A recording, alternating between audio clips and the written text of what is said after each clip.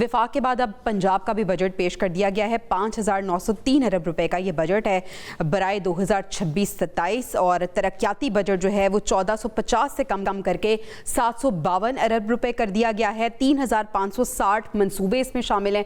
Sir, overall ये जो budget पेश किया गया है, आप इस बजट को कितना आप जस्टिफाइड देखते हैं, कितना बैलेंस्ड बजट को देखते हैं, क्या राय रखते हैं आप? सबसे पहले ये बताइएगा।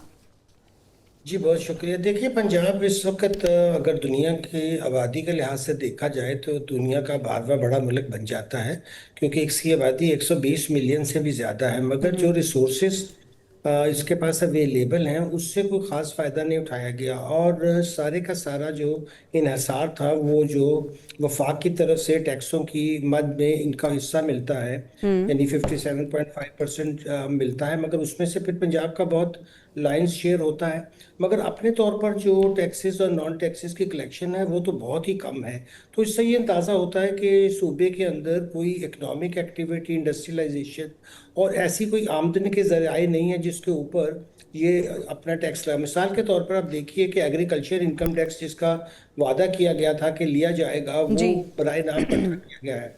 सेल्स एंड कंसल्टेंसी भी कोई मुनासिब तरीके से इकट्ठा नहीं किया गया, मगर अखराजात बहुत ज़्यादा। एक ज़माने में पंजाब का बजट सरप्लस होता था और उससे बहुत वफाक को फ़ायदा होता था। अब तो इनके तरक्याती मंसूबे को भी उन्होंने बहुत कट कर दिया, जी। क्योंकि जो वफाक ने 1 ट्रिलियन लिया है जी। वो उसमें सबसे ज़्यादा पंजाब को ही कंट्रीब्यूशन करनी पड़ी है।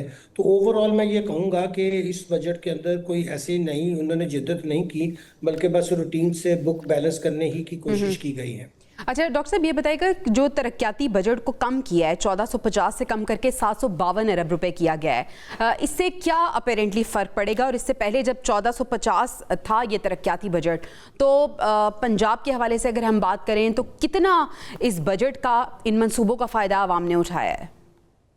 जी देखिए, होता यह है कि जब भी हुकूमत ये मंसूबे करती है तो उससे रोजगार के ज़राए पैदा हो। जाहिर है कि वो खुद तो सारे मंसूबे कैरी आउट नहीं करते। जी जी। फिर कॉन्ट्रैक्ट्स दिए जाते हैं। जो कॉन्ट्रैक्टर्स हैं वो एक तो टैक्स की मद में पैसा अदा करते हैं, फिर वो लोगों को एम्प्लॉयमेंट भी देते हैं।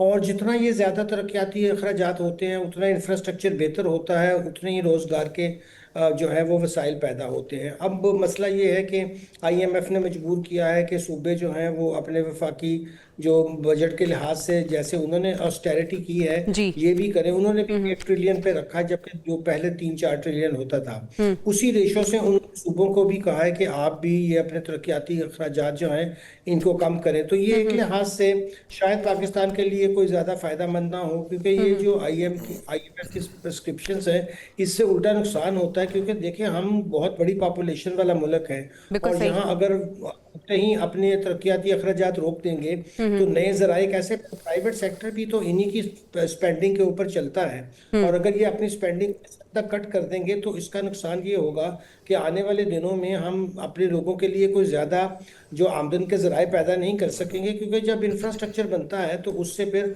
और ज़्यादा एम्प्लॉयमेंट जनरेट होती है, और उससे जो प्रोडक्टिव एसेट खास तौर पे बनाए जाते हैं। मिसाल के तौर पर आप कहीं रोड का नेटवर्क भी बचाते हैं तो वहाँ जी। बिजनेस भी बढ़ जाता है, वहाँ से ट्रांसपोर्टेशन होती है। तो एक लिहाज से मैं ये कहूँगा कि ना सिर्फ वफाकी बजट जो था वो IMF की जो जद में था, अब हमारे सूबे भी उसकी जद में आ गए हैं। बिल्कुल सही, आपका पॉइंट आ गया सर।